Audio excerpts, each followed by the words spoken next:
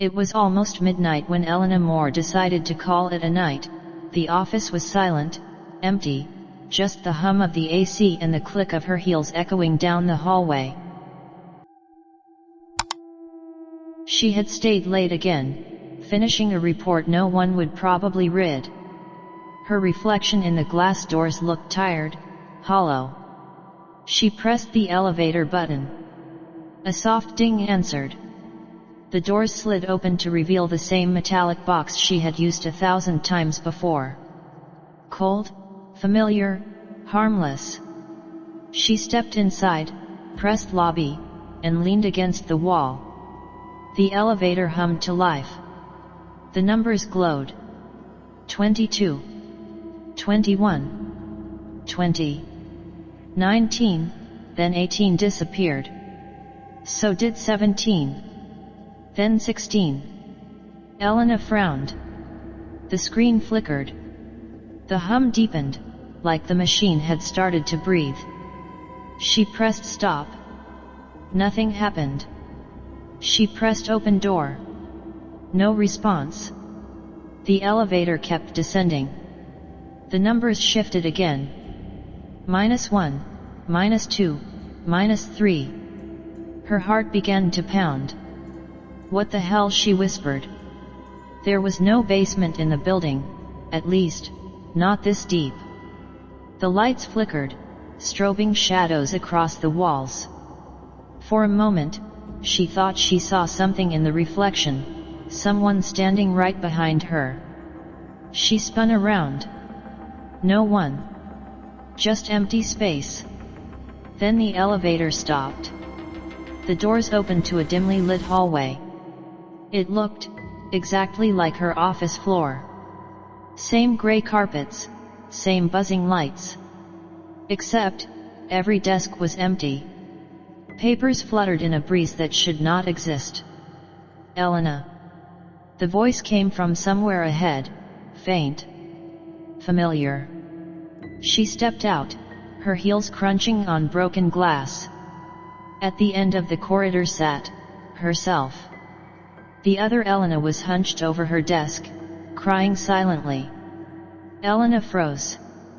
Who are you? She demanded. The other version lifted her head.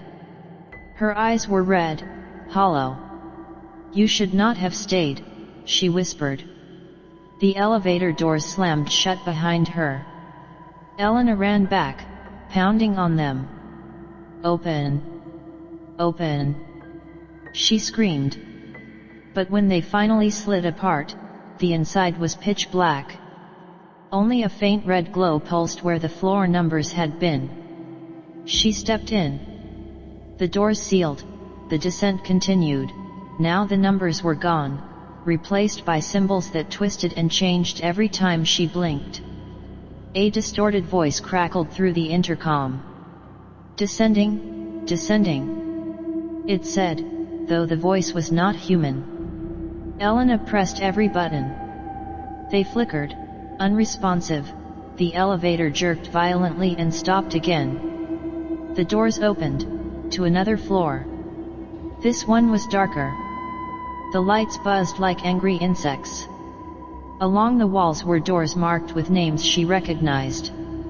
Kyle, Megan, David. Her co-workers. She pushed one open. Inside, she saw Kyle, sitting at his desk, pale, motionless. His eyes tracked her slowly. You blamed me, he said flatly. You lied to save yourself. Elena stumbled back, heart pounding. You are not real, she whispered. The door slammed. She turned to run, but every hallway led back to the elevator. She dove inside again, gasping for air. Take me up. She screamed. Take me up. The intercom crackled. A voice, her mother's voice, whispered softly, You cannot go up, Elena. Not after what you have done. Her chest tightened. Tears welled up. Mom. The lights dimmed to red.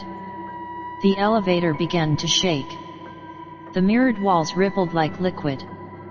Her reflection did not match her anymore. It smiled when she cried, it screamed when she was silent. Elena fell to her knees, clutching her head. Please. Stop this. Just stop. The elevator dinged. Floor display. Beneath. The doors opened. Nothing. Just blackness, endless, whispering blackness. A cold gust of air brushed her skin, carrying faint voices, hundreds of them. Elena. She stepped forward, trembling. Where are you? Something grabbed her ankle. She screamed, tried to pull back, but invisible hands wrapped around her legs, dragging her toward the darkness.